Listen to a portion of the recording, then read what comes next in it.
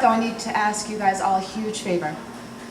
Guzzle whatever you have as an adult beverage, so make it a lot easier on me, so everything appears a lot more better for me.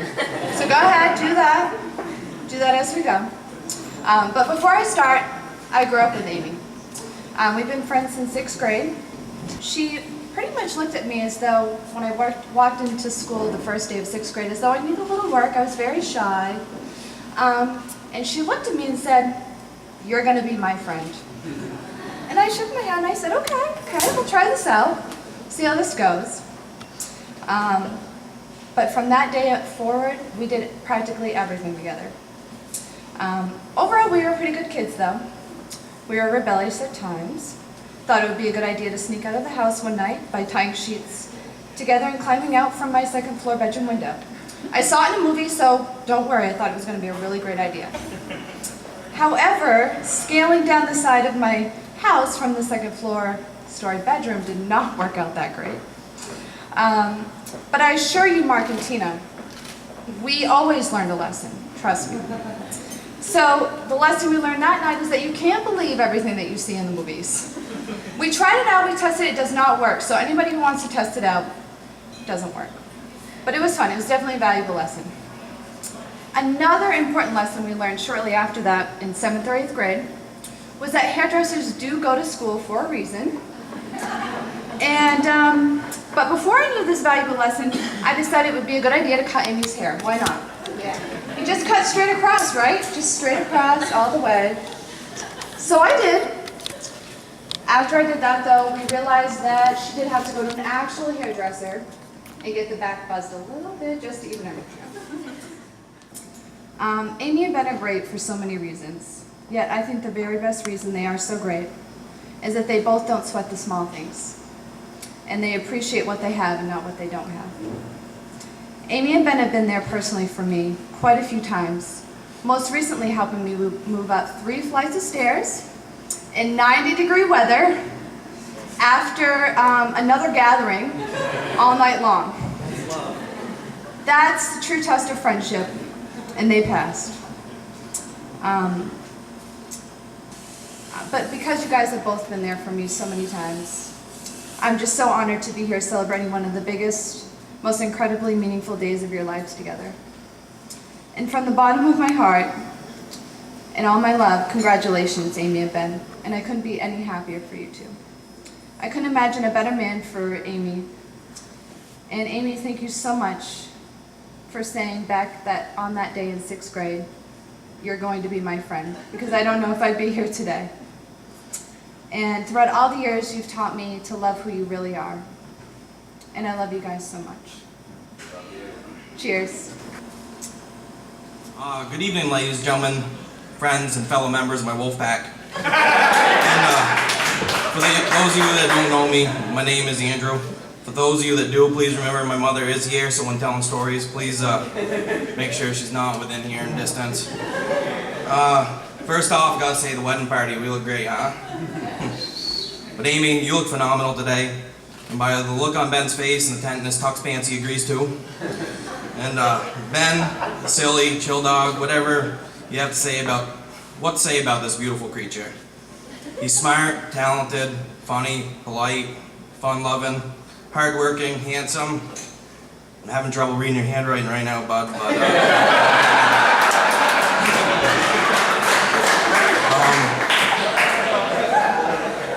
November 7th, 1983.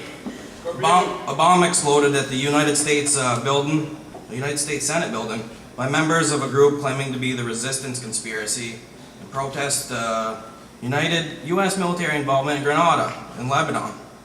And on the positive side, Benjamin Charles Cilley was born. It was the first day he woke up and pissed excellence. But when you think of Vermont, and especially the Cilley family, what comes to mind?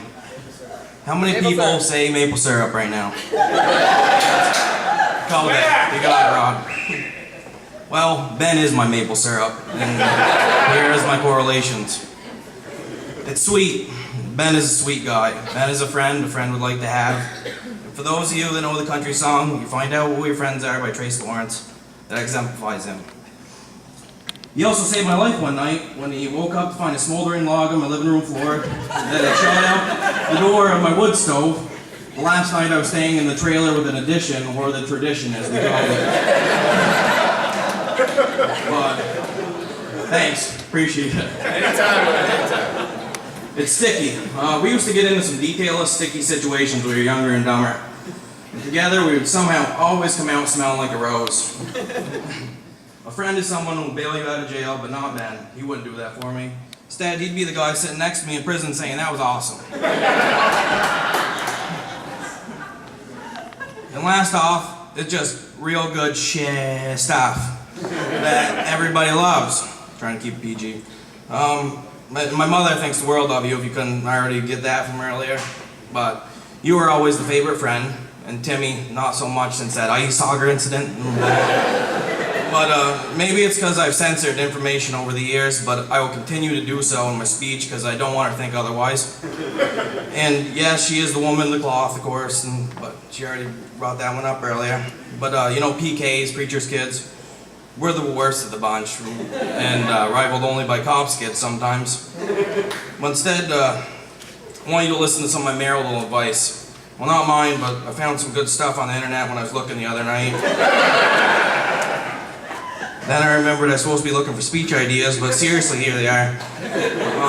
Ben, first, set the ground rules and establish who's boss. Then just do everything Amy says. Second, married life can be compared to football. So be fully committed every week and make sure you score every weekend. Big ball, yeah. Third, remember the 5 rings. Every great relationship starts with rings. In the beginning, the phone would ring, and just the thought of speaking to one another was exciting. Your love grew, and so did your commitment to each other. The engagement ring soon came after. There are no doubts. Your love was true. The engagement ring has now turned into a wedding ring, and we're all here today to celebrate your marriage. Now, of course, the suffering begins. Don't forget, if you buy her flowers, she knows you're feeling guilty. And she will remember to the timestamp marked in her BlackBerry the last time you bought her something and the reason why. Lastly, there's 3 things, words you'll never forget. I'm sure you know them out there, that those of you who are married. You're right, dear. And several married couples I spoke to earlier at the ceremony agreed that in the first year of marriage, the man speaks and the woman listens. In the second year, the woman speaks and the man listens. In the third year, they both speak and neighbors listen. But, honestly, a cure to this, I believe, was advice that a young pastor took turkey hunting this spring told me.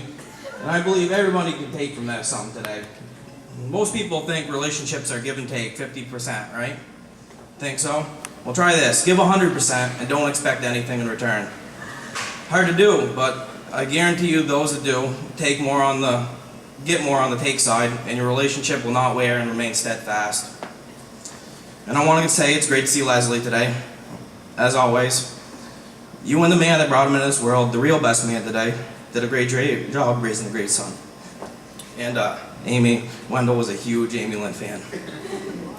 And Mark and Tina, I'm sure you know that your daughter is marrying into a fantastic family. And Ben is lucky to gain you as family in return. But did you know that, this is where I start toasting. So, did you know marriage is based on the theory that when a man discovers a particular brand of beer exactly to his taste, he should at once quit his job and go work in the brewery. So please raise your glasses. Amy, you are Ben's favorite beer, and together build a brewery. I love you guys. And lastly, if you're wondering why my speech is so long, it's because I'm nervous to perform the last duty that Ben and Amy gave me today.